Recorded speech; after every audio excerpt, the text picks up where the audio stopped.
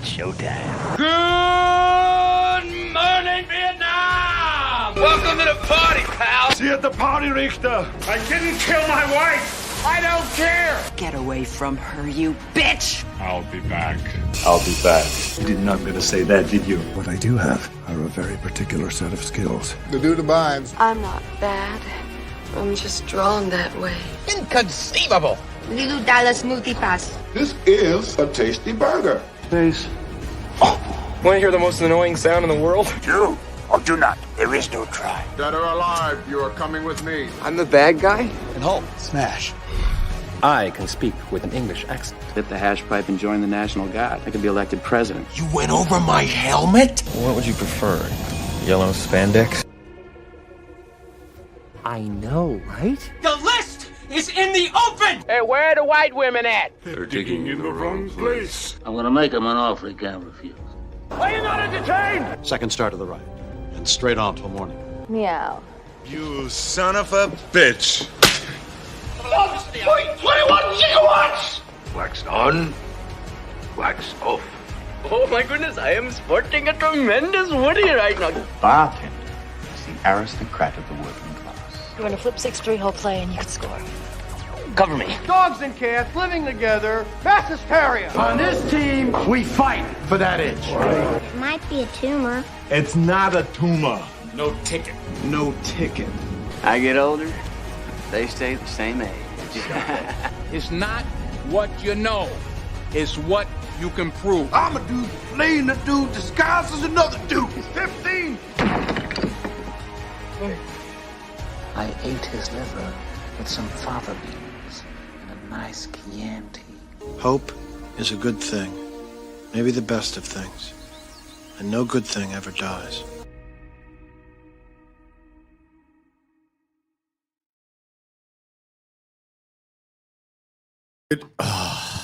Good evening, and welcome to the Reel McCoy. I'm your host, Meffistoe, and usually with me, my hetero life mate, All My Feelings, but he is in flight right now, in complete flight. So we're going to spend a little bit of time today talking about another movie, surprisingly. All right, what is the Reel McCoy, you might ask? The Reel McCoy is your weekly movie podcast where we ask you to go watch a movie, watch it, come back to us, and we break it down for you. This month of November, where it's very loud on my end. I don't know how loud it is on your end. Please let me know. This month of November 2025, we decided we should kick it up a gear and, try to do something offbeat. So we had in September, we had a month where we concentrated on baseball themed movies. So we said, why not do like a football related movies? Now we're talking about American football. For those international audience who actually call soccer football, let's just let's put that down to this is American football themed movies. Now today we have one of those movies that people kind of forgot, and the reason why is it is not supremely good, nor is it bad. It's really weird going back and watching these old movies that I remember because I watched them, once or twice, and I remember them for one reason or the other. Actually, going back to this movie, I forgot one or two people that were in this movie that was like, oh, that's interesting. And we'll talk about that once we kind of get into it. But the thing about Wildcats, which is today's movie, is sort of like it's like mid-'80s movie, kind of forgotten by the wayside. It stars a lot of people today, but in 1986, there was essentially the one person, which is Goldie Hawn, and Susie Kurtz a little bit. Just a second. Sorry, I just realized that my router was knocked over. I don't remember doing that, but it was probably my fault. So It's basically a movie that was marketed on Goldie Hawn as I slowly descend in my goddamn chair. It's gonna be a thing till I change it. So it's one of those things that kind of gone by the wayside because it doesn't have a moment in it. It doesn't have anything supremely unique about it. And it was one of those movies where, like, okay, it opened up. I actually didn't even check budget and box office. I can check it on the fly once we're at the end of the next segment, but it's sort of like one of those movies that were almost straight to video kind of thing, and probably was and did make most of its profit like on the home video market, because it's fairly light. It doesn't have a lot of stuff in it, but it wasn't bad per se. We'll talk about it once we get into it. Older movies were totally okay with making B movies with above average cast. Yes and no, Paul, because I think they were going for let's make a movie. I think it was also kind of produced by Goldie Hawn's company as well, which is odd. We'll get to that in a second. Odd and not odd, because back in the day, there were not a lot of actors that actually had sort of production companies doing their movies. So there was a lot going on backstage, but information about what was going on, very scarce. We'll get to that in the segment we like to call Behind the Screens. Sound production, take 2.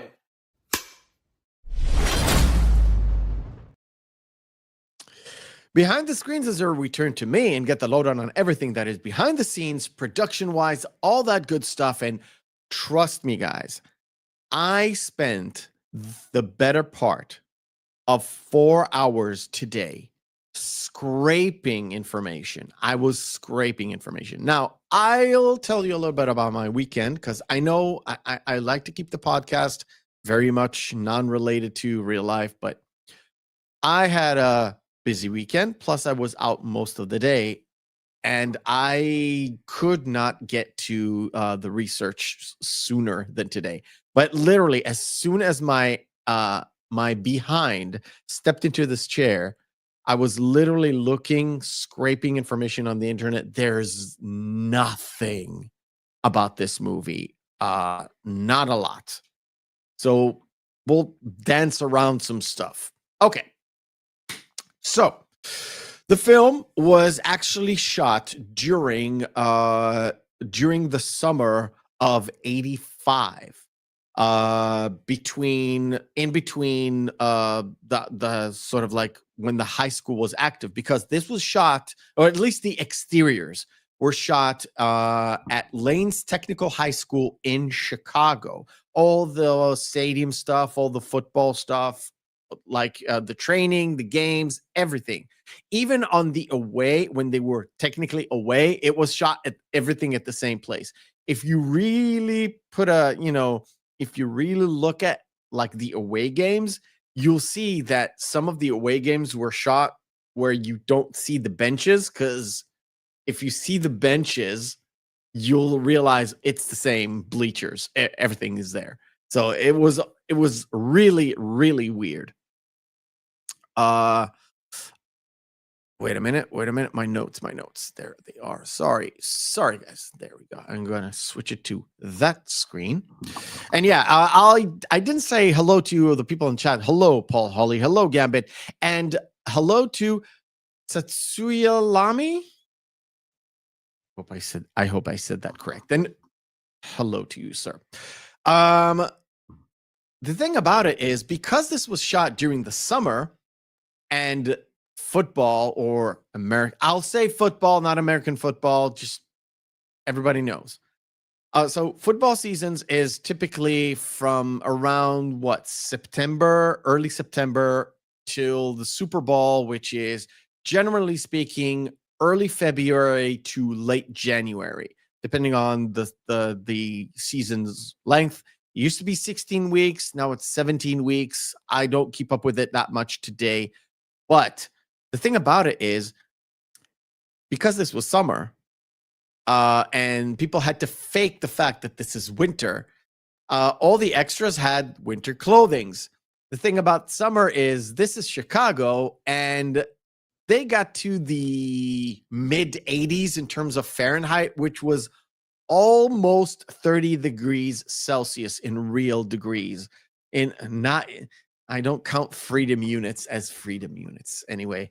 So mid 80s, almost 30s, so 26, 27, 28, 29 Celsius. Not fun wearing winter clothings. Not fun. And not winter clothings and just sit there. You had to cheer and do all that stuff. So yeah, that's not fun. Now we get to the point where I told you I completely forgot stuff about this movie. One of the things I actually forgot was this was the very first movie that Woody Harrelson was in. This was his debut movie. This was also Wesley Snipes' debut movie. And there were these dynamic duo were in 3 other movies, technically 4. The 3 other movies were White Man Can't Jump, or the 2 other movies were White Man Can't Jump and Money Train. And there was a 4th film. It's a boxing film with Woody Harrelson and Antonio Banderas. And Wesley Snipes is like this. He's in the ring. He's a fan in the ring. So technically they were in 4 films together, but that last one was an actual stretch. High school football is September 1st until Thanksgiving, December 1st with playoffs. Yeah.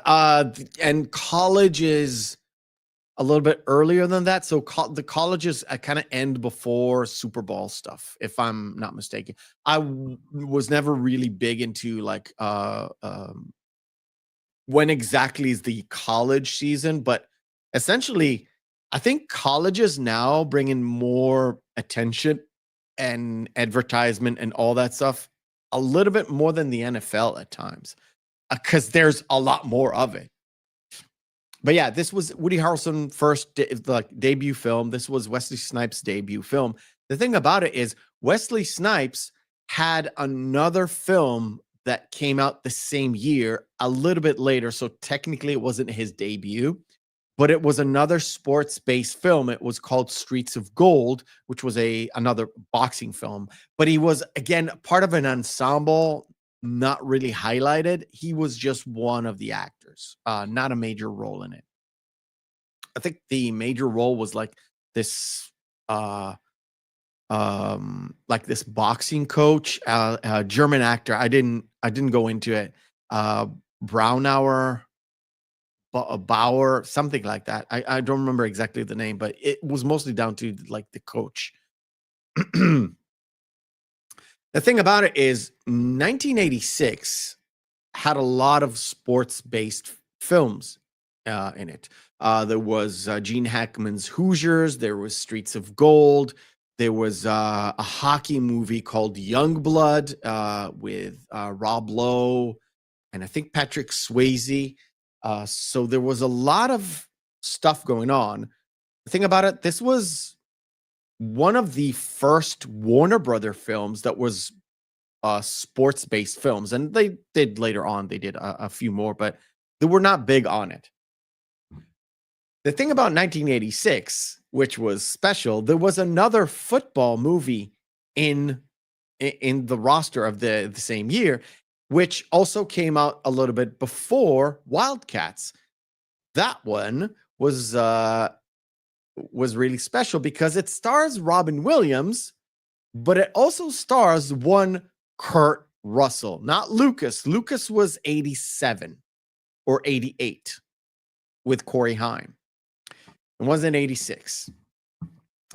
But Kurt Russell and Goldie Hawn are most notably partners for a very long time. I don't know if they're married by now, but for a very long time they were sort of unmarried couple. Oh, Lucas came out in 1986. Are you sure?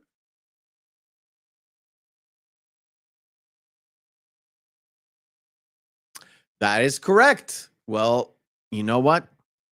IMDb is flawed. So a third football movie. Nice. I think we considered doing Lucas instead of Rudy, but we opted to do Rudy instead. It'll come up in a couple of weeks. You are early. Yes, sir, because the US have decided to switch over to wintertime this weekend. So I had to roll back the show 1 hour early. Yes, I know. Plus, I won't disturb Gary's show later. Well, I'll disturb it a little bit. Because they do start an hour early too, at least for me. And I thought it was interesting because one of the people who the only pieces of information we got like behind the scenes that had anything to do with the making of this movie is Phil Alden Robinson, who we discussed because he wrote Field of Dreams a couple of years later. He had an uncredited rewrite on the film for this film, for Wildcats. Now, if you've seen the film or don't remember, it has two football raps in it. One that starts off the movie and has it comes back to it a little bit at the start. And then there's one at the end. The first one was done by LL Cool J, which was, one of the pioneers of rap, blah, blah, blah.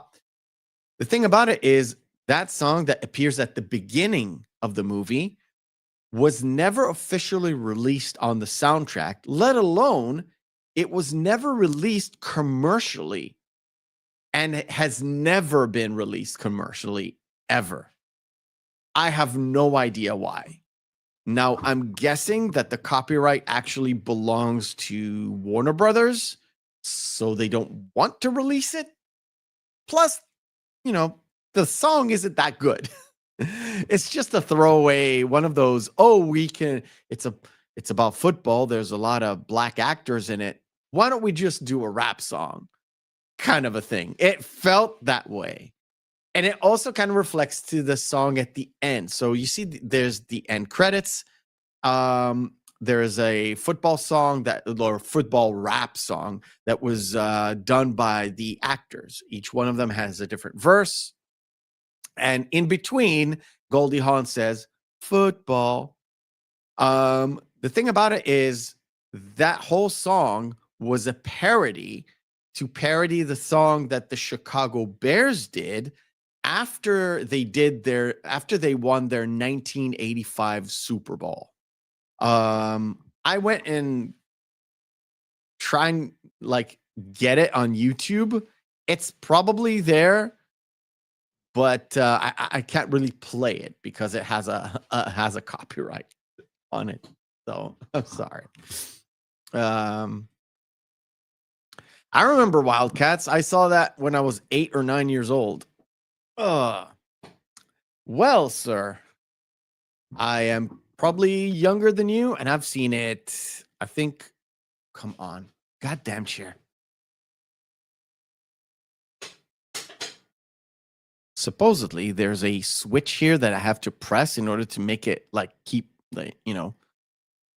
upstanding and not trying to kill me. But it doesn't work. Wildcat is free on YouTube, probably. Free on Tubi, sorry. Yeah, probably. It's one of those movies, my man. It's one of those movies. Let's see. Because I didn't really check it. Because I thought, maybe not. Maybe.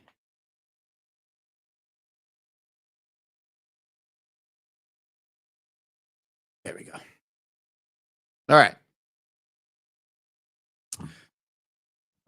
Wildcats box office. Only domestic.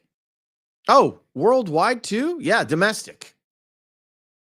Opened up with 5 million, ended up making $26 million domestic. Wow. That is insane. Really? What was the budget?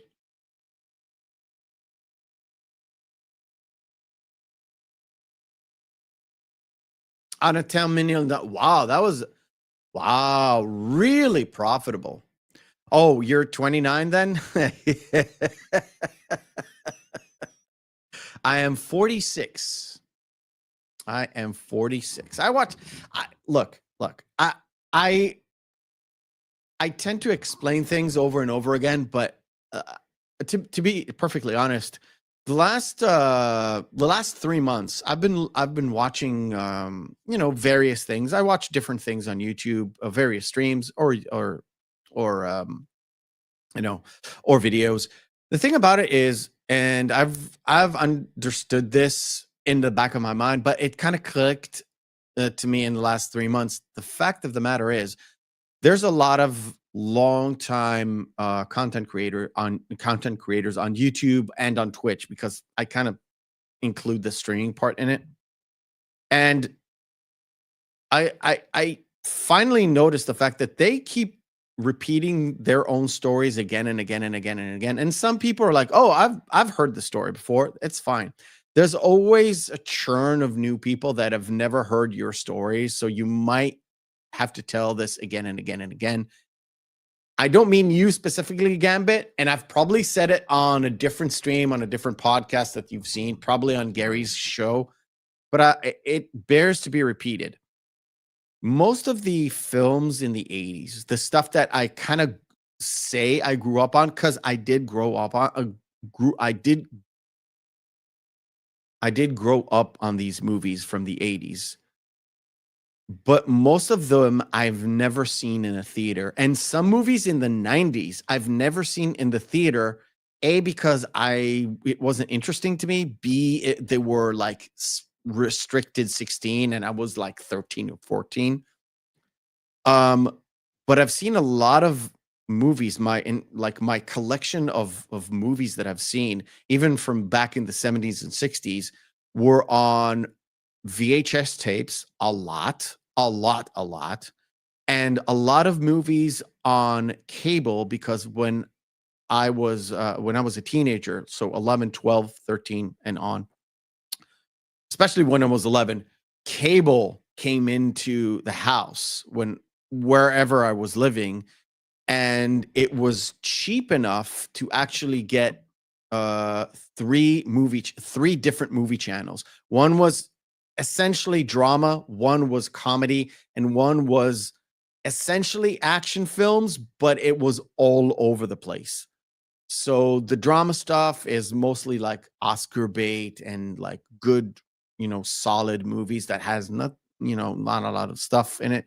Comedy was comedy, which was essentially sports comedy, which is this movie. And action was like action stuff and everything else. So I've seen a lot of different movies that came out when I was 5, 6, 4, 3, early 80s stuff, even mid 80s stuff. I wasn't exposed to them, but growing up 10, 11, 12, that's where I've seen a lot of stuff, a lot of movies. I love to just sit around and watch movies all the time, all day, every day. And we had a VCR that could tape movies. So if there was nothing to watch that I actually liked, I just, took a VHS and put something on. And it would be like an afternoon where I watched a couple of movies over and over and over again. I saw RoboCop when I was 10 years old. There we go. So RoboCop when I was 10 years old. Security almost kicked us out when we didn't cause any trouble. That was in the theater. Dude, I watched RoboCop I think a couple of years after it came out. So it came out 87. I watched it in 89. I was 10 years old. There was a lot in that movie that you're not supposed to watch at 10 years old. But who cares? When you get the video cassette, there's a poster, and then the poster, you got this guy in a robot suit, and there's no blood, no guts, and no fucking acid man that gets splattered on somebody's fucking windshield, which was done by throwing pig guts and shit. But, you know. So the thing about Wildcats, going back to Wildcats, thing about Wildcats is one of the things that we'll call it a highlight, because again, watched it, came out 86. So I probably watched it around 89, 90, 91 for the very first time. And I already watched some Goldie Hawn based movies. I think I watched Overboard before I watched this movie. I may have even watched Bird on a Wire before watching this movie. I definitely watched Private Benjamin, which relates very much to this movie. I watched Private Benjamin before I watched Wildcats. And suddenly, this actress that, pretty face, and suddenly, bam, she's naked in it. And to a young child, well, not that child, but yeah, to a young child, getting to see like random nudity was a thing of beauty, because it is all about the horny brain. Now, I'm 46 and I'm still horny brained to a motherfucker, but it's still sort of fun to like see it's like, oh, random pair of tits. Has nothing to do with the story. No sexualization, no nothing. Plus, it's Goldie Hawn. It's not that amazing. But it was sort of like, it's a scene out of nowhere that is, if you look back on it really with older eyes, kind of creepy. All right, cool. I stretched that segment for the longest time without actually talking about the movie, but we will start talking about the movie after we play a little game called Missing Marquee.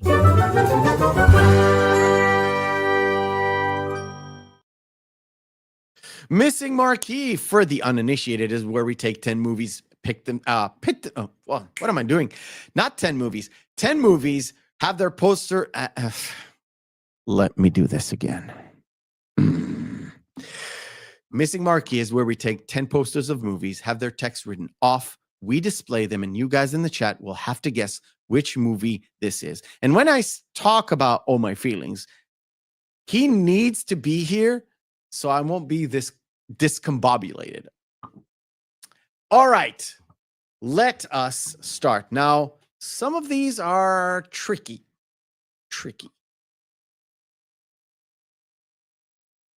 This is a movie we reviewed, and I didn't like it. It's Christmassy themed. We reviewed it last year. It's Christmassy themed, but it's also horror themed. And I know Halloween was yesterday, but we still, And yes, I was born in 1979.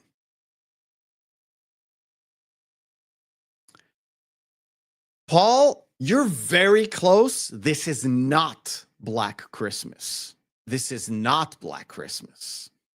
It has a very, very, very similar poster, and we discussed it. No, this is not Black Christmas.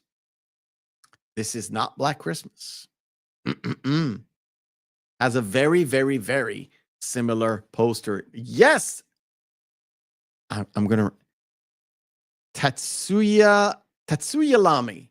I did say it correct. Tatsuya Lami. This is Better Watch Out. Again, I didn't like it. Last year during Christmas, we did sort of a horror themed Christmas, which was, offbeat and fun. And yes, Tatsuya, it is Casino, correct.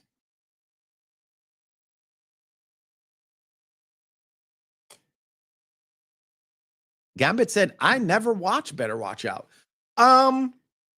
It's okay. It's not a bad horror movie. It's not a bad Christmas horror themed movie. It's just I didn't particularly like it. I didn't particularly like it. This is Critters, not Dritters. But I get you, Sander. Also a movie we covered. I mean, I have about 200, no, not 200 folders. I've got about 70 folders with 10 movies each, I think, or maybe even more. I don't know. This is Entrapment. Again, one of those movies that had that one scene that got it, like, was memorable. The movie was, a solid 7. This movie is a solid 1 to me. I hate it so much. I hate it so much. Oh, you guys are awesome. I even hated the fucking P. Diddy song back when he was called Puff Daddy. Yeah, it is Godzilla 1998. I watched this movie recently. I don't know why it got the flack that it got, because it is absolutely fantastic. It is fan-fucking-tastic. To be honest, I'm biased because this movie is a movie lover's movie. Because all the different references in it, all the different subtle things that happen during the movie speak to people who really love movies. And I don't understand why Siskel and Ebert didn't like this movie at all. At all. Last Action Hero is correct. Another movie we covered. Actually, I think I covered this movie solo because back in the day, we were on a different program, on a different software, and Aiden Paladin, who was supposed to come in and, we'll back and forth this movie, I could not bring her up to be a guest, which was sucky. This is Lock, Stock, and Two Smoking Barrels. Two more. I love Lock, Stock. I absolutely love that movie. Not my favorite Gary Ritchie movie, but it is it's top 3, essentially. This is Nightcrawler. Not the Nightcrawler. It is just Nightcrawler, essentially. Oh, another one. So two more from now. This is easy. I mean, it's 1 of 5. Essentially, it's 1 of 3. Let's see if you get it.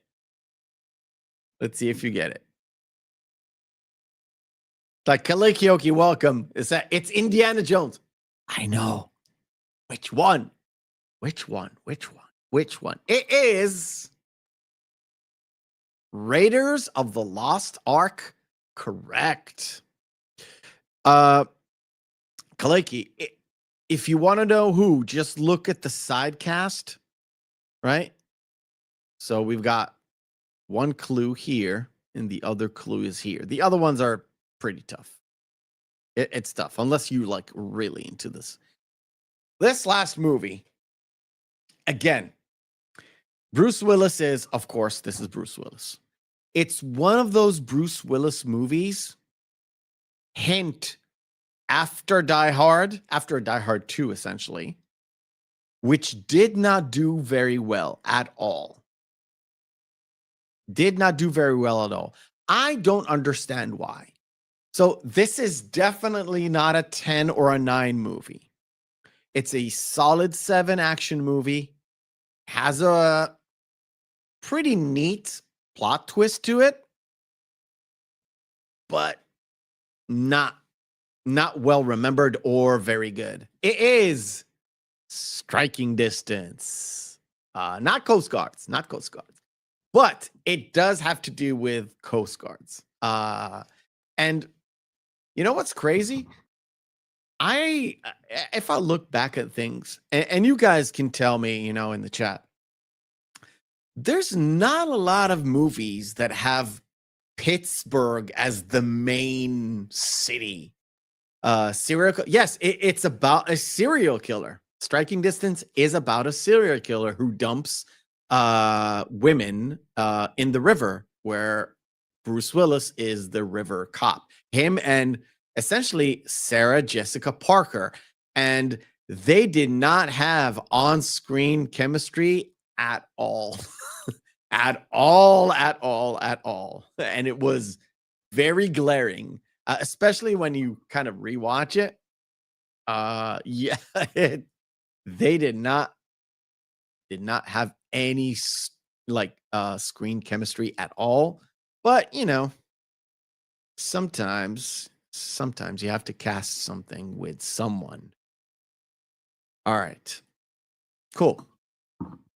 Now, I did mention, when I mentioned Goldie Hawn, Flashdance was in Pittsburgh. Yeah, but how many movies were in Pittsburgh? Like, there's not a lot. There's a lot of, look, I understand there's a lot of movies that are in New York or about New York. There's a lot of movies in LA or about LA, generally speaking, there. Look at Tarantino movies. And a lot more. There's a lot of movies, including this one, which is about or around Chicago. Just look at any John Hughes movies or Wayne's World. But there's not a lot in Pittsburgh. It is weird. There's not a lot in Cleveland. There's one sports movie, or essentially two sports movies about Cleveland, Major League. But there's not a lot. There's not a lot. All the right moves when it's in Pittsburgh region. Shut up, Tatsuya. Stop ruining my theories. A movie theory. All right. Like I said, I did mention Goldie Hawn, and I did mention Private Benjamin. Now, I see a lot of parallels between this movie and Private Benjamin. The themes are totally off, right? The themes are totally off in terms of, one is a sports movie, one is an army movie, one is a full-on comedy. This one was, a light comedy. And Private Benjamin is a weird movie where it starts off as a comedy and then it becomes really serious and introspective, and it's weird. And this one kept it light for the most part, but it kind of set a precedent in terms of, not a precedent, because this was not the first time that sort of like a new teacher comes into this rough and tumble high school, gets a class, and the class doesn't listen to the teacher. I'm keeping it very, here. So a new teacher comes to the class doesn't give a rat's ass about him. And he it could be a she, but the teacher slowly but surely breaks down the kids, brings them to his level, and then the class succeeds in something, in the test, in the whatever, in graduation. And in this case, a failing team in a high school that nobody gives two shits about, even the people in it don't give a shit about it, kind of including the principal. And in comes this teacher who all she wants to do, not teacher, but essentially the coach, all she wants to do is coach football, and gets this losing team to believe in themselves and actually play better to defeat essentially at the end, defeat the people who mostly kind of despise her or despise them or essentially put them down and all that stuff. The movie is called Sunset Park. Rhea Perlman teaches basketball to inner city kids. Yep, there's a lot of it. There's a lot of them. I think it's sort of the same way in Teachers. What was the Michelle Pfeiffer movie called? I'm blanking on the name. Dangerous Minds. Dangerous Minds. Again, a teacher comes into this class. Everybody's not doing so well. She's teaching them poetry, and from that she fixes a few of the children and makes them essentially graduate. One of them was like, it's sort of that in that theme. But in Wildcats, Goldie Hawn plays a girl, a teacher, a coach. She coaches, women's athletics or the running team or whatever. She's sports minded. She grew up in a house where her dad was a coach, is friends with the coach, everything to do with football, and she loved it. She grew up on it.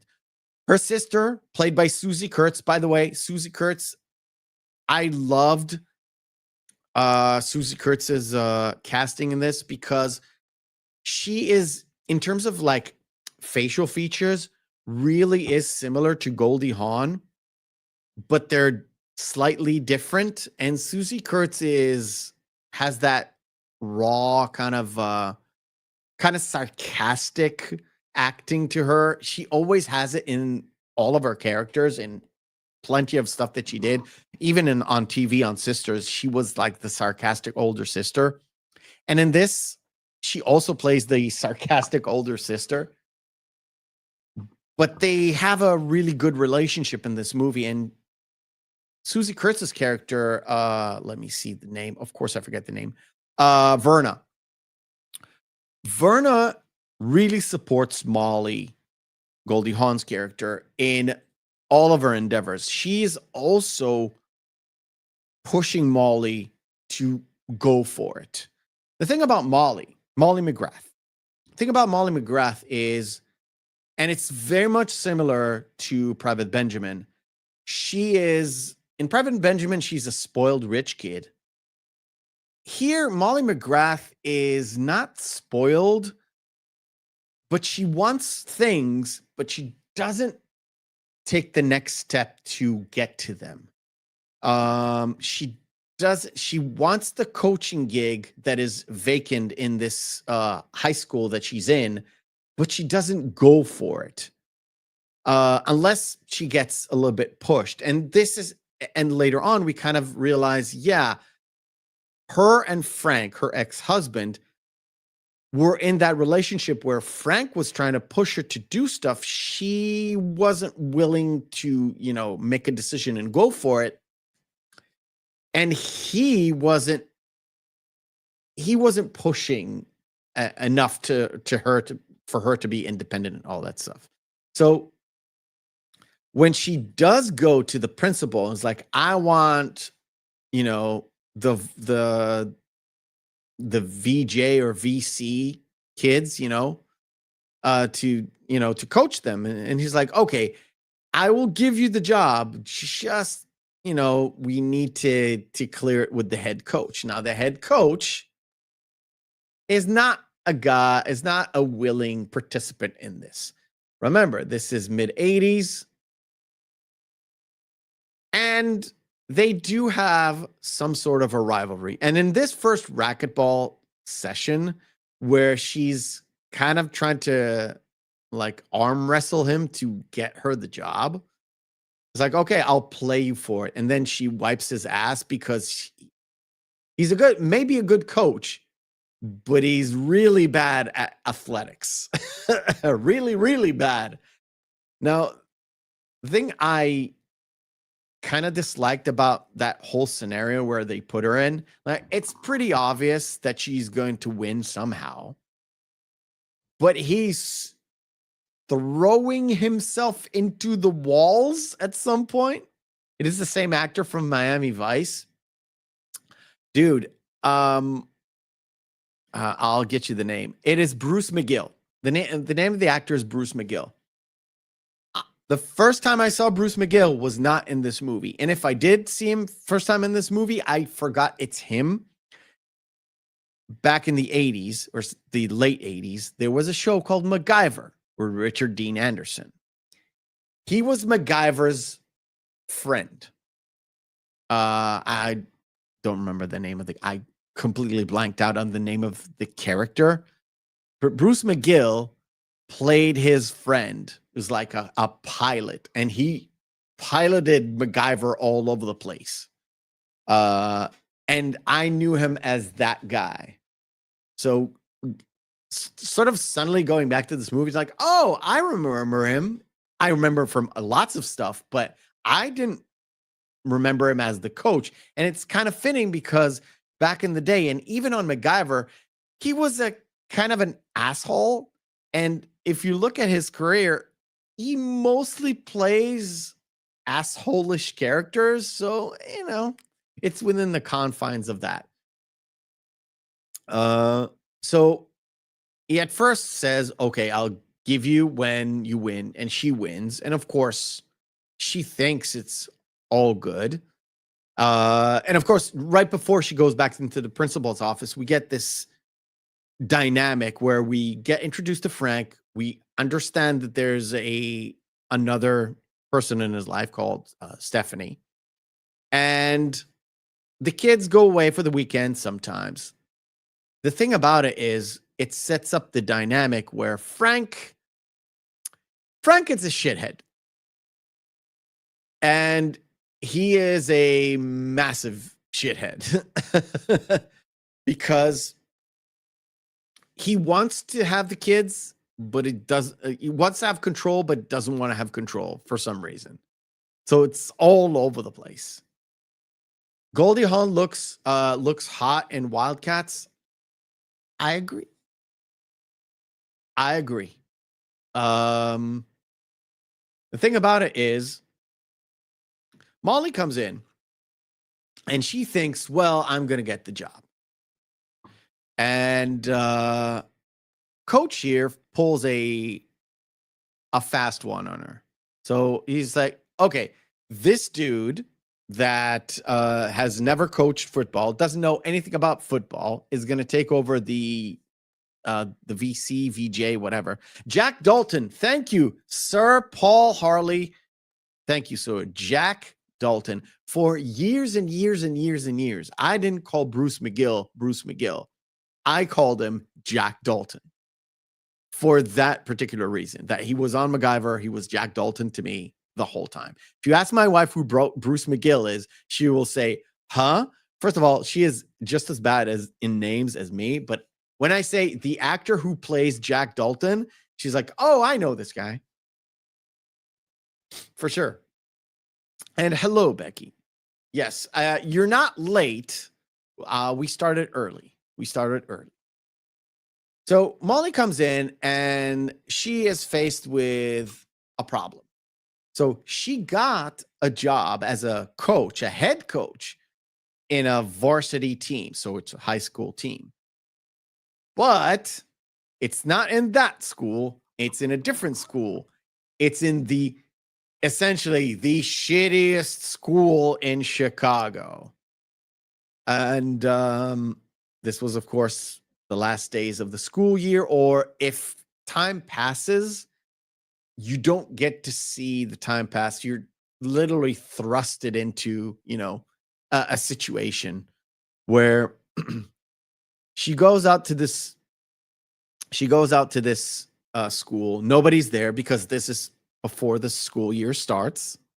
And she comes to this guy, Ben Edwards, he's the school headmaster. Nipsey Russell is the guy. He's been in a lot of stuff during the 80s. He's got that. Nipsey Russell has a character to him, and he's been Nipsey Russell, that character, in a lot of films. I think he did a lot of Warner Brothers films, for sure.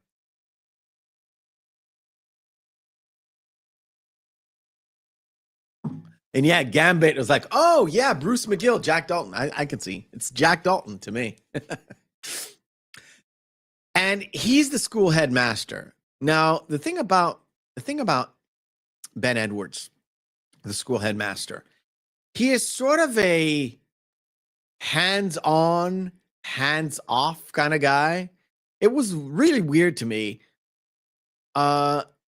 Whenever he needed to have his hands on, he backed away. And whenever sort of like things were just happening, essentially he's the one that was like intervening without being asked. But he was asked to intervene, didn't say a thing. When doesn't quite happen. So she comes in, and I want to get to this. Yeah, we'll get to this. Like I said, into that mold where the teacher comes in and she has a class that doesn't really want to pay attention. This is the welcoming party. Now, there's a moment where it's not on film because, again, this is essentially a PG-13 movie or a PG-rated movie. So they drop those helmets, and essentially she is faced off with a lot of dongs. And she skirts away. And that was the welcoming party. And the kids, or the high schoolers or the football players, were like, oh, yeah, we got rid of her. And at this point in the movie, this is the point where there's the first meeting. She is, she's supposed to come in with some, authority, but it doesn't quite happen. It's the same with Private Benjamin. None in the first part. In the, let's say, the second act, where she goes into the airborne stuff and kind of gets a foothold and gets into the mood. This is the point where she is still kind of apprehensive. Molly is still kind of learning. She wants to play football. She wants to coach this team, but she doesn't quite have the authority to throw down the gauntlet and just make them do it. She's at the stage where she's not quite there breaking the team.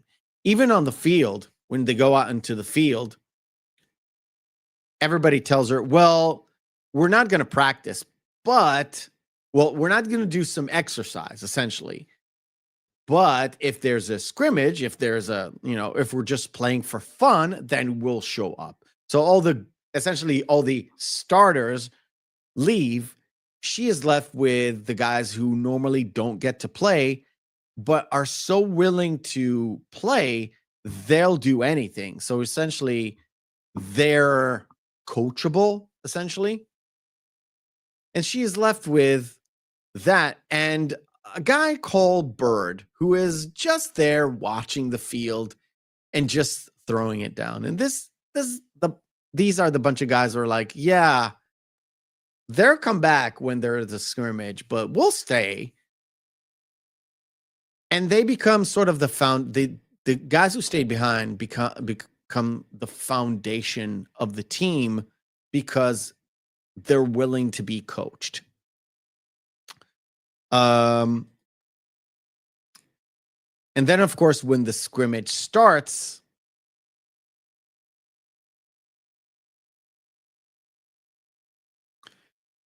essentially the non-starters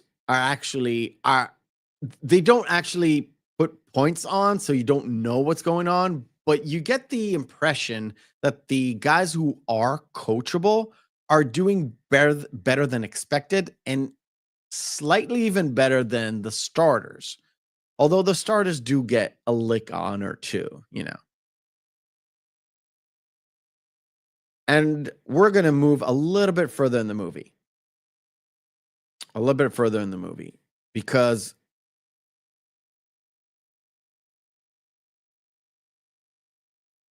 she gets to a breaking point. There's a moment where one of the players kind of in the scrimmage essentially knocks her out, but not really. And she doesn't know what to do. And when she goes back in, her locker, her everything is totally trash. Her entire office is totally fucking trashed. And she has that breaking point where she is pissed, right? She is pissed. She goes in and gives them the business, but there's still resistance. And she's like, okay, let me get on your level. You're athletes. I'm an athlete. I will throw down the gauntlet.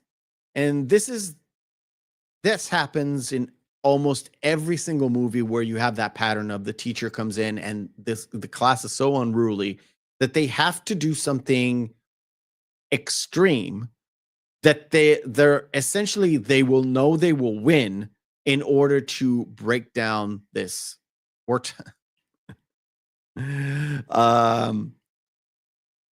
essentially what they're doing is they're putting the students on their level without the students being aware of it, and using some sort of a challenge in order to break them down and make them come to see sense on their side. And that is that entire running scene.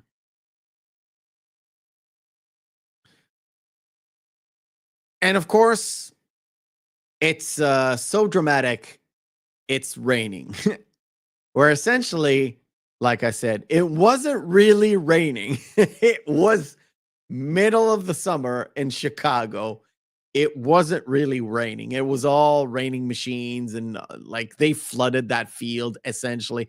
I'm taking a shot in the dark here because I found zero information about it. But I would imagine if it's 80 degrees during the summer, not a lot of rain. I'm guessing there's not a lot of rain.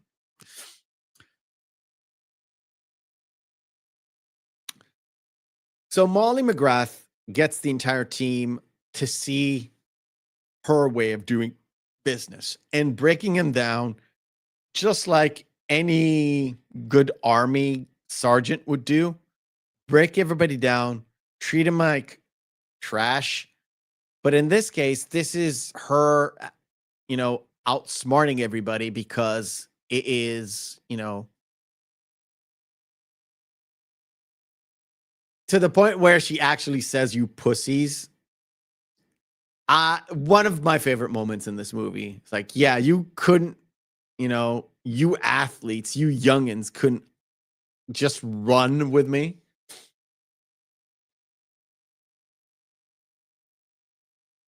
Although it doesn't look like it's raining in the movie, it is cloudy in most areas. This was probably shot during the afternoon or something. And yes, rain machines. You can do a lot with rain machines. You can do a whole bunch of stuff with rain machines. There's no rain there. Plus, you always have camera filters that make it look like it's cloudy, even though it's like full sun. You can do a lot. Look, this is 86. You could do some stuff in 86. You don't need it's not that complicated. All right. We'll put that as risque. One of the most creepiest scenes in the entire movie is this scene where she finally broke down everybody. Everybody was on her side. Now Frank comes into her house. I know he already saw her naked. They had sex at least twice, right? They have 2 children. He comes in, they're already divorced, and he's like, "Oh, hi, let me just watch you naked." And he doesn't say anything. He just stands there for a little bit, and then he says, "Oh, hi, Molly."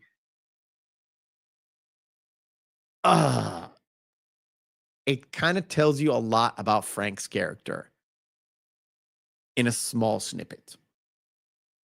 It was before CGI. Yes, Gambit. This was before CGI. But you can do a lot with camera filters and all that stuff to make it look like it's darker, not cloudier, but darker than it actually is. And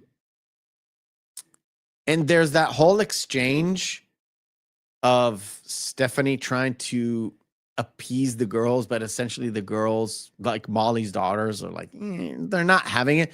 They're not full on being annoyed, but they understand the dynamic there. They kind of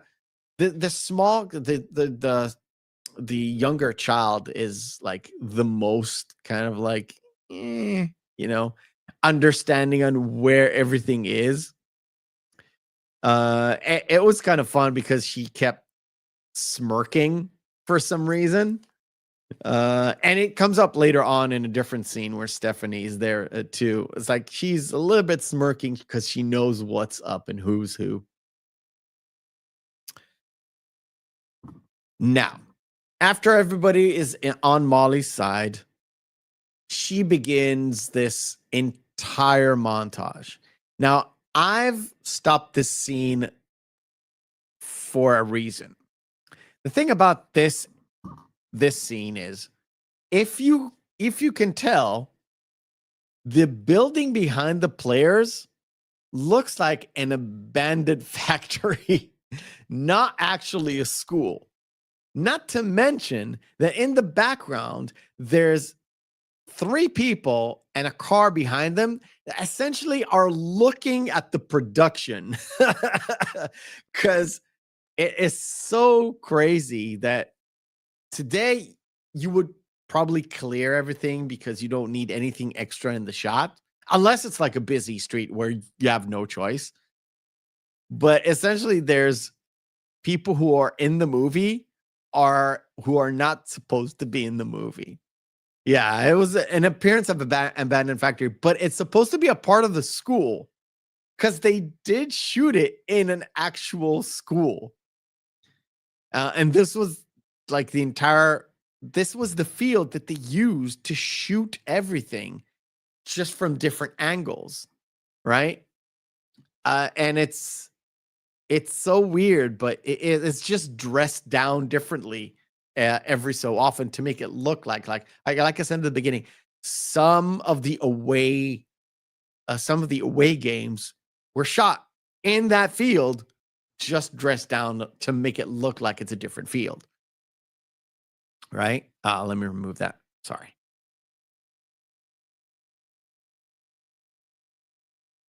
So the first game, it doesn't go that well. As Molly realizes, the guy who I have as my quarterback isn't really playing quarterback. Krasinski, Woody Harrelson's character. Even the other players don't seem to realize what actual play that they're playing because they just wing it.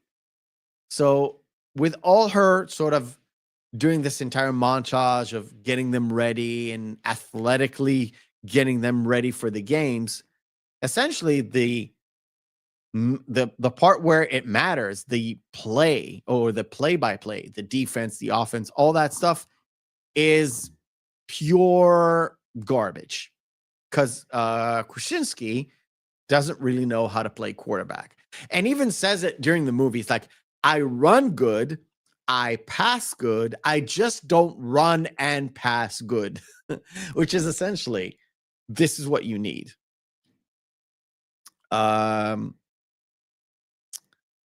were you? Gary starting his Brazil show. Go ahead. I'll get there when I get there. Okay. But feel free to go and leave and watch Gary's show. Feel free. I'm gonna redirect to them in a little bit. I'm going to move a little bit forward in time. So Molly understands, we don't have a quarterback. And she understands there's a guy, right? There's a guy that does play quarterback called LeVar Williams. Yeah, don't worry about it, guys. You go watch all that stuff. You can watch on a replay too. right? Just like James Mendoka. James Mendoka usually is here. He watches on the replay. I'll keep your channel video running. Thank you, sir. Thank you. So there's a guy called LeVar Williams, and she's desperately looking for this LeVar Williams until she understands, oh, Bird is LeVar Williams. But where's Bird? We need to look for him. Now, this is, to me, if Wildcats was a D&D campaign, looking for LeVar Williams and that whole entire scene to get him to play was a full-on side quest that have nothing to do with football, but has everything to do with what I said. That pattern of the teacher comes in, and one of the sort of side stories in that entire scheme or in that entire scenario or that pattern of a movie is I have a person in my class or my team, whatever, it's the same thing. I have a person in my team who doesn't really show up for school, who doesn't really care. He's the troublemaker, but also he is like the smartest student, or in this case, the best player on the team, who is also like the most important part of a football team is your QB, is your quarterback, right? It is essential to moving the offense forward just as much as the defense coordinator or the one of the like the main linebacker in a team to coordinate a defense. It's the same. It's essentially the same thing as Molly goes out and tries to get a quarterback. Now, another little side story is that whole thing with the goat. They lose to the team that their mascot is a goat, so they steal the goat. So the principal comes in, like, there's a missing goat. I'm not saying it's you guys. I'm just saying that if it happens to not turn up, I will essentially get rid of you all. I will expel every single one of you people because of that goat. And of course, Molly's the one that's tasked to, essentially save her players from getting expelled. And then, of course, she goes out and tries to find this LeVar Williams. Along the way, we get the inkling of the 13-year-old kid who just rebels. She has a friend who does stuff with her hair.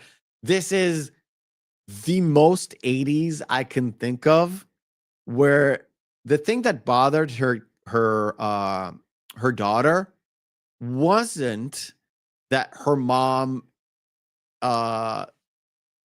gets annoyed with her. It bothered her that her mom doesn't say anything bad about her hair, because all the cool kids did this with their hair and essentially made their parents explode. Very, very Gen X. So Gen X. It is unreal how much that is.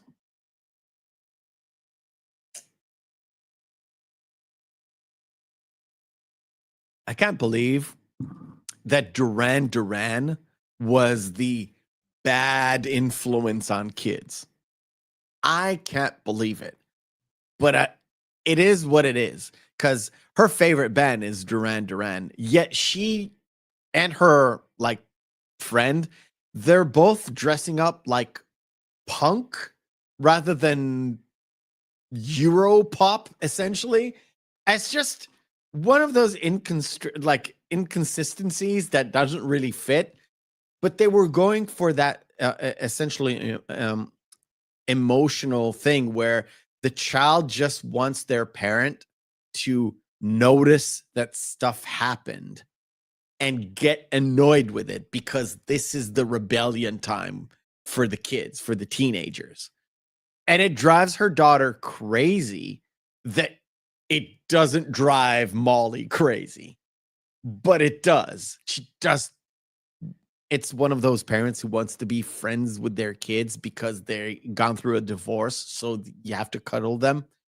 It's just one of those tropes. Right. Moving forward. That whole thing with LeVar Williams and his two they're all criminals, going to rob a place that has a lot of already stolen equipment. Hilarious. And it ends up being one of the linchpins because after the robbery goes badly, this is the leverage point of Molly saying, look, I'm not going to scream and turn you into the police because I'm very white with blonde with blue eyes. And the police will believe me. I won't turn you to the police. I won't scream, but you will have to come to school and play some QB with me. And yeah, there are equivalents to, I don't know, Bad News Bears, I think, where the bad kid was kind of forced into playing, you know? I think it was Bad News Bears. If I'm mistaken, please tell me. Sort of really not the same scenario, but a different kind. And the thing about it is, once LeVar gets into the team, they start winning. They start winning big. Not only that they're starting to win, Molly's kids are involved on the sidelines and are very much a part of the team, which is one of the things that set off Frank. Because after their first win, after a long, long time that they haven't won, they have a party at Molly's place, which doesn't quite go well because Krasinski is bringing beer into a place where nobody is supposed to have beer except for Molly, and also there's a rowdy crowd and also kids, very young kids. The oldest is 13, very young kids, and Frank is livid. Frank is annoyed, and Frank starts to threaten Molly with, I'm going to take your kids away from you. Like I said, there's a little bit of, intervening principle. The fact that Frank decks the principal doesn't quite go very well. Not really. Kelly Leak was attracted to Tatum O'Neal's character, the female. Right. In Bad News Bear, it's the female pitcher. That's right. It's the girl who's essentially the best player on the team. Yeah. And she beats him in air hockey. Yeah. That's right. It's not Bad News Bears. There's another baseball movie that the bad kid, essentially. The bad kid who's also the kid who is the tallest of them all. And maybe it's the one with Keanu Reeves. I forgot the name of that movie. 1993. I think 1991. Another baseball movie. Same pattern as Bad News Bears. Again. So Frank is livid, and this is the first point. The second point comes later on, where everyone is very successful, everyone is very happy, and yet Frank is still livid. So what he does is I'm going to take the girls, put them in a private school, but also a part of the deal where you keep custody is you teach jazzercise, which was huge in the 80s. You'll teach jazzercise. You can be around the kids too in this very wholesome place, very conservative, very close-minded, but not really, because they just had Jazzercise come in. Also, another creepy point is the fact that all the girls are wearing togas and studying Aristotle and all that stuff. Now, Aristotle and Socrates and that teaching, fine. Philosophy, fine. Very good. Very, very, not progressive, but very of the time. Wearing togas? Have you not seen Animal House? Hello? But of course, Molly is livid and she says, well, no, which becomes a point of contention where the school,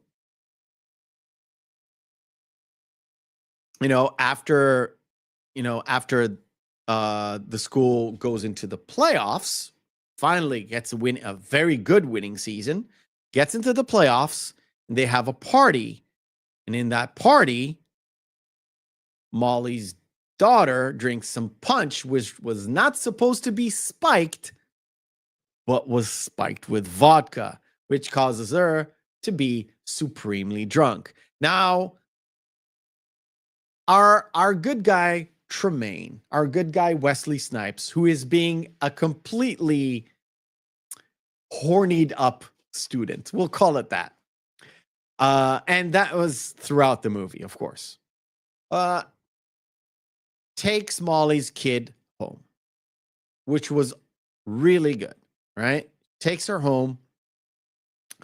Everybody's still enjoying. He takes Molly's daughter home. He understands that she is very drunk. His girlfriend also thinks she's very, very drunk. She knows she's very, very drunk. They take her home. And after they take her home, they make out on the couch. Now, this is a little bit later after Frank comes in and Frank comes in and finds out what was going on. By the way, Molly's house is open. Like nobody locks the doors in Chicago in the 80s, I guess, because everybody could come in through the door, right? The fact that when Wesley Snipes and his girlfriend, like Tremaine and his girlfriend, gets found out, he has a full-on red lips on. It was hilarious. That was hilarious. This is a point of contention because before the party, before everything, Molly's lawyer, who we see earlier in the film, Molly's lawyer is like, it's gonna be fine. He's not gonna take custody of the kids. Comes into the the game and is like, Molly, I'm sorry. They've already filed for custody in court. So we're going to have to fight this. And Molly is livid. And of course, when Frank comes in, he's like, yes, this is exactly why I'm taking you to court. Right? And court doesn't go very well. Court doesn't go very, very well. Essentially not going supremely well, especially where of course, Molly's lawyer's like, I'm going to get her players who she turned around to come in and, give character witness to Coach McGrath and have them say how good she is to the team, reflecting, of course, on how good she is as a parent, because essentially being a coach is being a parent to these, wayward kids. But that doesn't go very well either. I love the fact where Tremaine comes in and he hits on the judge. I mean, the guys are trying, but they're still like high schoolers and it doesn't go very well. And of course, when Tremaine hits on the judge, she gets annoyed and she throws all of them out. It's like, and she's like, get out of my courtroom, you suckers. it was a little bit too much. Just a little bit too. The fact of the matter is, it was a little bit too much on the nose. And if All My Feelings were here, he would say it was very Chicagoan. When I think about like Chicago and that and 80s, I think about what happened then in that courtroom. Very much so. And that judge was less judgy and more street, I would say. But this is a comedy. And everything is exaggerated. And so was this judge. She was perfect. Perfect for what it was. It was a little bit too much. It was a little bit too much. All right. Let's do a stop here, because what ends up happening is Molly is essentially says, okay, don't take my kids from me. I will leave my coaching job at the end of the season, and I will go to this private school, and I will give up my dream of being a football coach, even though this was my dream ever since I was a little girl. All because she loves her girls. And she even says it. I love being a coach, but I love my kids more. She doesn't put her dreams above her kids. Just gives you a little bit of character or a little bit of insight to Molly's character. But when she says that, it's counterintuitive to her being a coach, because essentially she tells on her giving up on her dream, gives an example to her players that they will give up on their dreams of actually winning a championship. And this is a championship winning team, right? This is in the playoffs. They finally got into the championship, and against the best team in the house, which was Molly's former high school called Prescott. All right. Before we move on, I know there's not a lot of people here, but I love this segment, and we are quite close to the end of the movie. And I did skip a lot of stuff, but this movie is very short, even though it's an hour 45. So 105 minutes, but it's soup to nuts, including everything.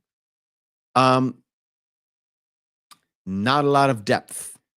Not a lot of depth. A lot of stuff happening, not a lot of depth. But we'll talk about it after this next segment called Cinema Deathmatch. Round 1. Fight. Cinema Deathmatch is where we take two movies, pit them together, and see which one is the best one. If there's no discernible difference between the two, both of them are good or both of them are bad, we fall into our criteria, which is Saturday evening, Friday evening, out with the boys, out with the girls, out with your significant other. Two movies in a vacuum. Which one will we pop in? Short version for me: The Imaginarium of Dr. Parnassus or The Blair Witch Project. Out of the two, to me, it's a no-brainer. I don't like both of these movies. But I will happily watch The Imaginarium of Dr. Parnassus before I'll ever watch The Blair Witch Project ever again. Never heard of it? It is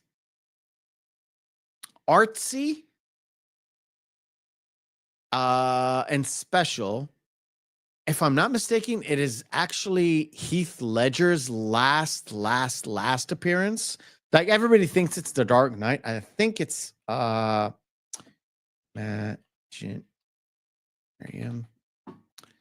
think it's Heath Ledger's last. Yeah, for sure. Stars Johnny Depp, Colin Farrell, Jude Law, Christopher Plummer, and Heath Ledger. It's really, really weird. Really weird, okay? It's a weird movie. That's why Heath Ledger is in it. Yeah, it's, you know what? It's one of those movies that didn't do so well, but it also has a lot of actors that like draw people to come and watch them. And it got thrown to the wayside, just like Wildcats. To me, Imaginarium, Dr. Parnassus is essentially a movie I would watch again. All right, I've never seen a SpongeBob movie or a SpongeBob anything for real. Okay. Runaway Jury or Me Before You. All right. On the face of it, I would probably, on the face of it, you would think I would probably pick Runaway Jury. Okay. But, and I know this for a fact, not a lot of people have watched Me Before You. And people should watch that movie. It is essentially about a guy who is can't move anywhere. It's not like he's essentially like Christopher Reeve, but a little bit better. And in comes in this essentially a nurse, but she's not really a nurse. She's more like caregiver, but not really, right? And she doesn't realize he has like a final solution for himself. And she's there to pass the time, but on the way, they fall in love. And also, she has a boyfriend. It's very complicated, very interesting movie. Doesn't get a good rap. The guy in the wheelchair is a great actor. Essentially, most of the stuff I've seen him in, he ends up being dead. Really weird how people get cast as certain things. Runaway Jury, it's not a bad movie. It's not a bad movie. Paul says, I hated Runaway Jury. Yeah. Night of the Hunter. I have not seen Night of the Hunter. Oh, this is an easy one. From Dusk Till Dawn and Real Steel. Essentially, one of them did good, one did not. Real Steel did absolutely gangbusters. More than you think it did. It's considered a flop, but I don't think it's a flop. From Dusk Till Dawn was a movie that when it came out, it was, let's say it was misunderstood. It did not do very well at all. Also people didn't quite like George Clooney in it, not to mention Quentin Tarantino in it. It's a very good movie. It's a really good vampire movie. Dusk Till Dawn for me. All right. Two really different movies. Oblivion with Tom Cruise or Bloodsport with Jean-Claude Van Damme. Because both of these don't really have a lot of real good substance, I would go with Bloodsport just because I'm a stupid head. Both of them are really popcorn movies. Oblivion has a little bit of extra story to it, but I didn't quite like the twist. Bloodsport is just, watching a popcorn movie. Again, not a lot of substance, no twists, no drama, no nothing, except for really solid, great fight action choreography that was done absolutely well, way more than the production would give it for. But yeah. All right, last one. Charlie's Angels, the not remake, but essentially the first movie that was done. I'm not sure the 70s had a movie, maybe a TV movie. I'm not aware of it. and The Ninth Gate with Johnny Depp. Now, I gave you a little bit of time just to say your piece. Charlie's Angels is a really fun, the first one, of course. The second one, not so much. The first one is a really fun movie. They actually did balance comedy and action. It's a fun action movie. Sam Rockwell kills it in it. Kills it in it. It's the start of the Sam Rockwell era of, oh, he's doing that stuff. Yes. The Ninth Gate is a movie that I would happily watch a sequel to. Or not really a sequel. The Ninth Gate has a character, Corso, played by Johnny Depp. I would like to see a different movie with the Corso character. He is, to me, the Indiana Jones of books. If you know what I'm saying. Absolutely love The Ninth Gate. It is really, really, really good. And it doesn't, again, I'm saying it again, doesn't get the credit it deserves.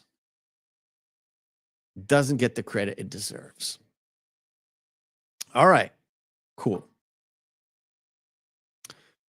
Let's wrap things up. Going back to Wildcats. So what happens? Molly gave up in her courtroom scenario in court. She said, I'll pick my kids over my job, which causes her players not to be good at all. Now, there are moments in this that are a little bit exaggerated, even for 80s, where essentially the Prescott players, first of all, they cheat a lot, plus unnecessary roughness, 15-yard penalty. A lot in the first half. But this is, of course, just to exaggerate the power dynamics between the teams. This scene or this entire game is essentially play by play for almost all football related movies. Almost all of them. First half, we don't do so well. Go back. We have a locker room scenario where the coach goes ape shit. We come back out and we win the game. It happens over and over and over again. It's a football movie cliche. And you know why it's a cliche?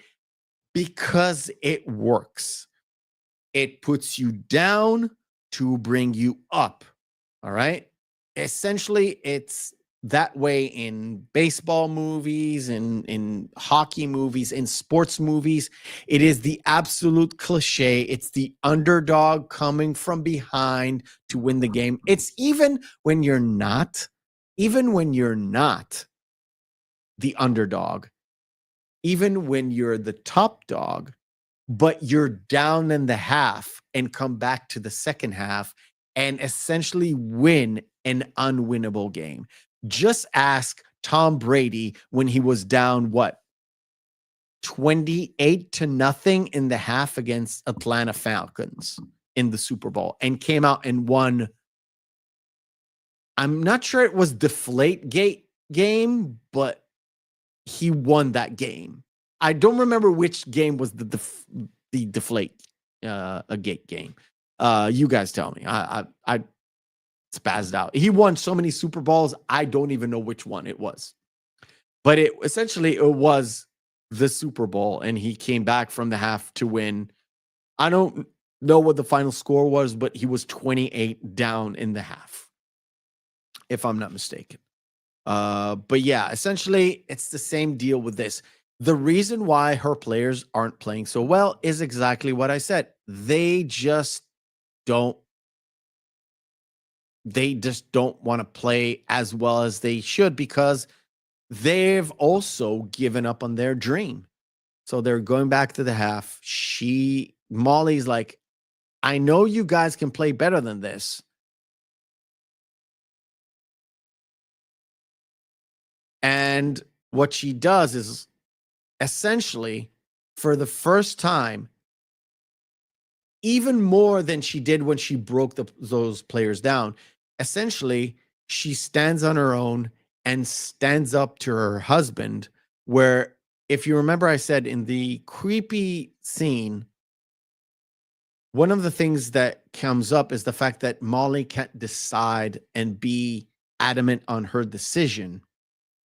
And it happens in the courtroom where she decides she wants to be a coach, but then she backs down because she wants to be with her kids. Very admirable, but causes a different rift.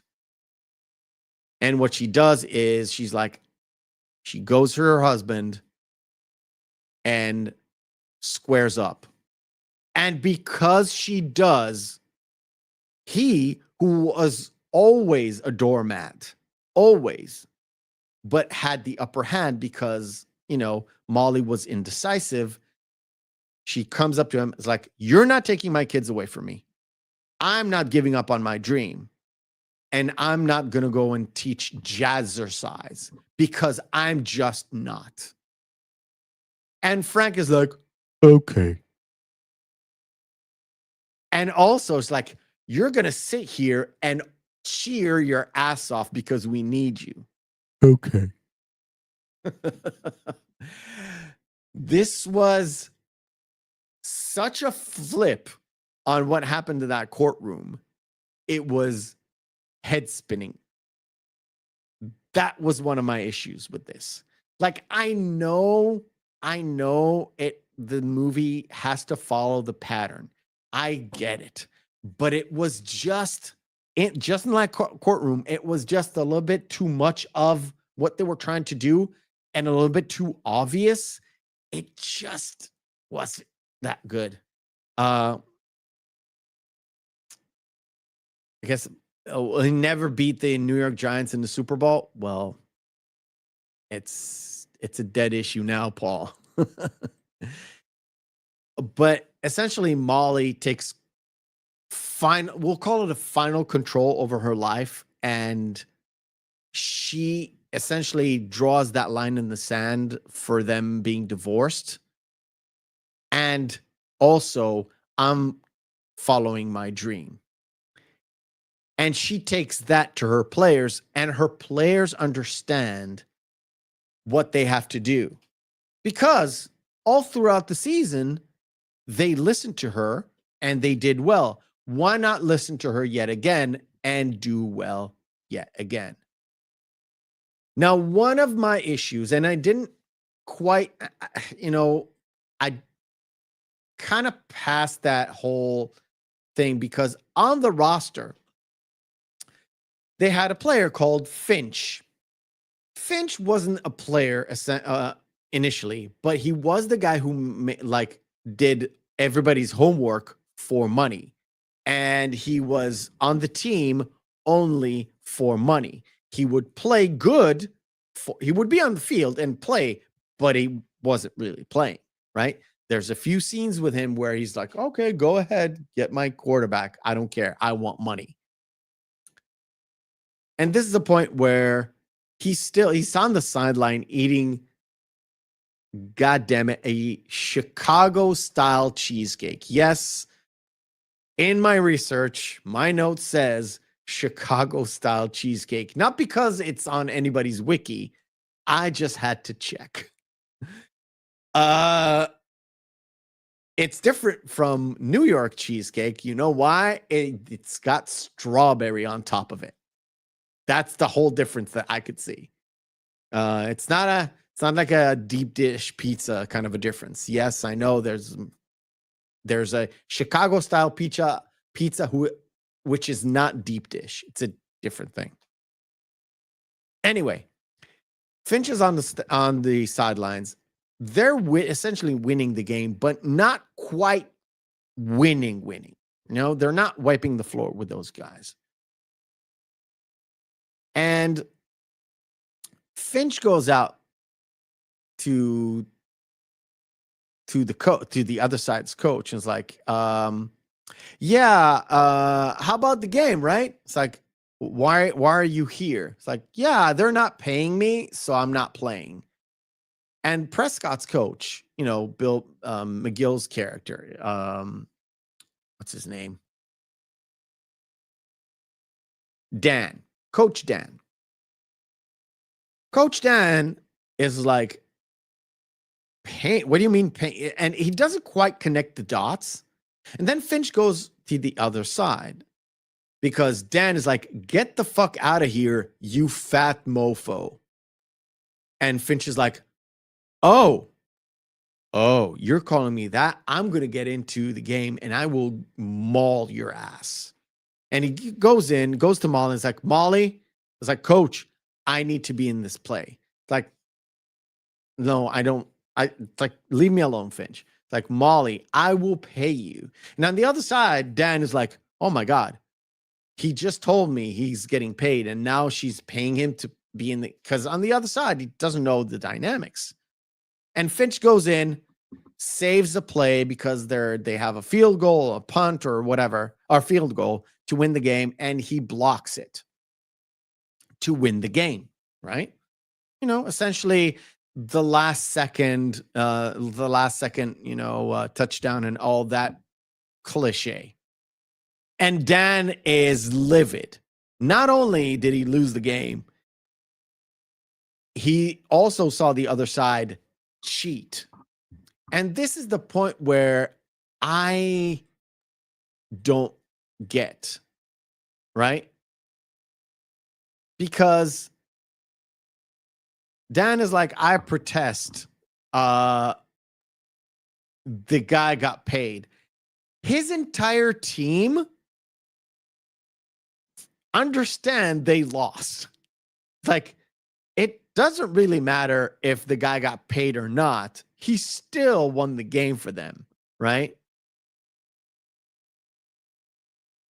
But that whole exchange of like, okay, I'm going to, right?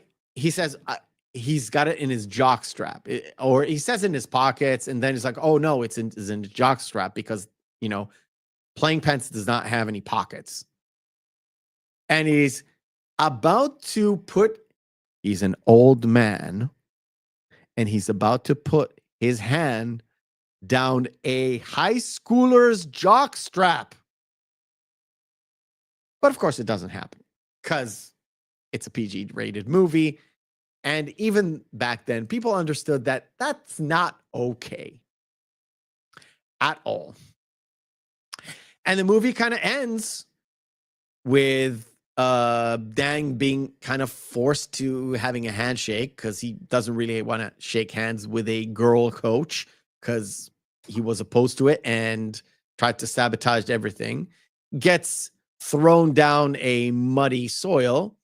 And again, this was high summer, but and Molly gets tossed up in the air because she was the girl who got the team to win. But of course, you had to put in a little bit of a fat joke because they tried to lift Finch up with two guys and it didn't quite work. And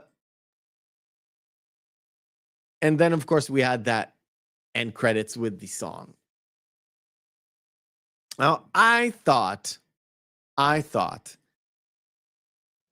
first song in the opening credits, it was of the time. It was in the style of the time. It was LL Cool J. He had a style to it. Fine, good.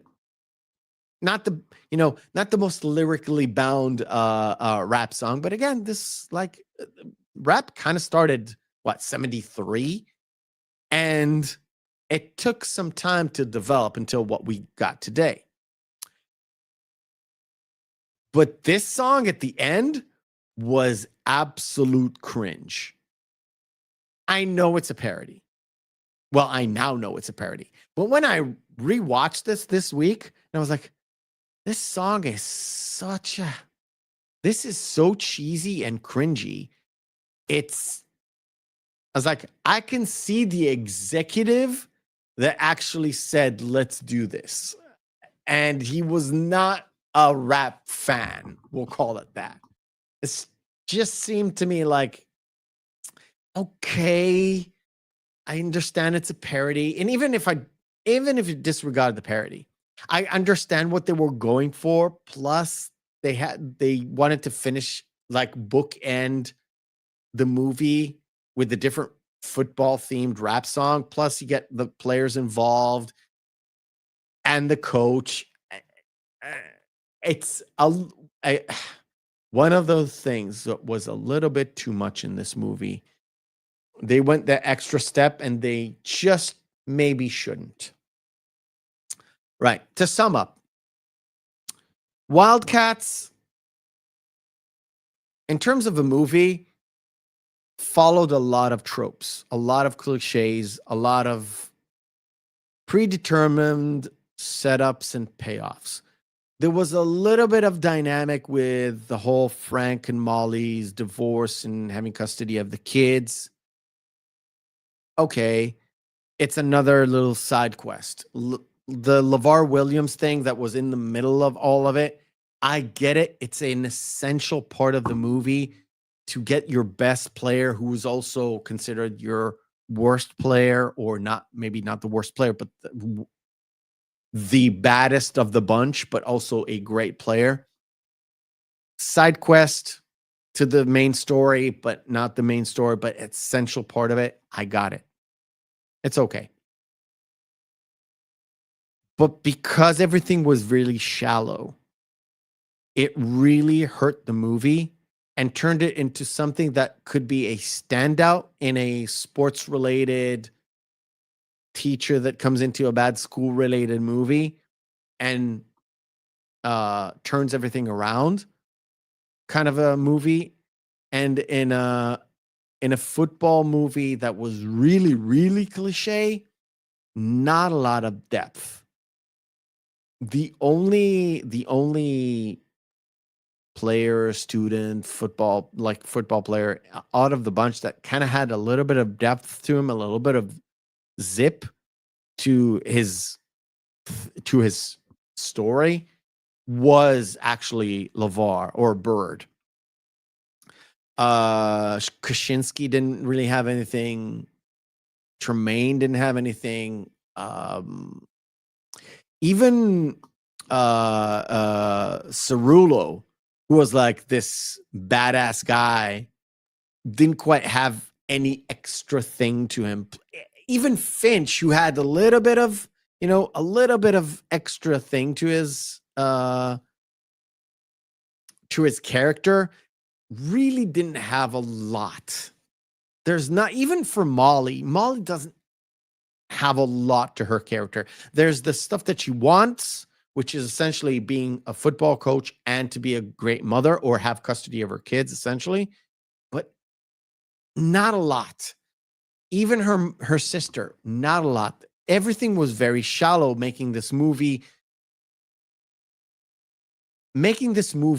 why it was forgotten, or put by the wayside, and maybe mentioned once or twice because of essentially the bathtub scene and the fact that Wesley Snipes and Woody Harrelson was starring in it. Otherwise, I don't see the point. And I can see why. And I did mention Siskel and Ebert because All My Feelings brings them up a lot. I've never actually watched anything they did. I just read some of their reviews while doing research for a lot of these movies that we covered, because they were so essential to being the critics for a very, very long time. They have a stand on a movie, and sometimes they change their stand. But in this case, I think they gave it 1.5 out of 4 stars. I get why. But at the time, I brought up the budget, like $10 million budget to $26 million gross. Absolutely fantastic for a movie that a year later was on home video, or a few months later, like 9 months later, was on home video. I would see that. I would definitely see this movie making quite a lot of money for the people who were involved, essentially Goldie Hawn, because one of the production companies was I think it was Han something. I can look at the start of the movie. I'll bring it up on my side, but it's essentially produced by Goldie Hawn, and you know, some actors do that and get rich without actually people knowing they got really, really rich. Because if you're a producer of the movie, you do share a lot of the extra back end of stuff that is going on. There we go. It's a Han Sealbert production company. They were the main production company of the movie. Han Sealbert. All right, cool. All right, ladies and gentlemen, that kind of brings us to the end of today's show. Like I said, a little bit early, even later than I actually predicted. But next week, when All My Feelings is here, we will do one of my favorite all-time football movies, which is Any Given Sunday. Al Pacino, Jamie Foxx, Randy Quaid, the great and powerful Lawrence Taylor, and some other actors. Cameron Diaz and such. Aaron Eckhart, James Woods. Essentially, I cannot state how good the movie is, and we will discuss it next week. I will also redirect you to Pop Culture Minefield. They are Gary and friends, and Martine and Anima, and whoever is on there are covering Terry Gilliam's Brazil. So go on and watch them, and come back here next week, normal time, which is 3 p.m. Eastern, 12 p.m. Pacific. Any Given Sunday. Go watch it this week. Refresh your mind. That's the whole point. Refresh your mind on the movie and come back and we will talk about it. Right? And like every single time, I will finish with this. Remember, guys, hope is a good thing, maybe even the best of things, and no good thing ever dies. We will see you next week.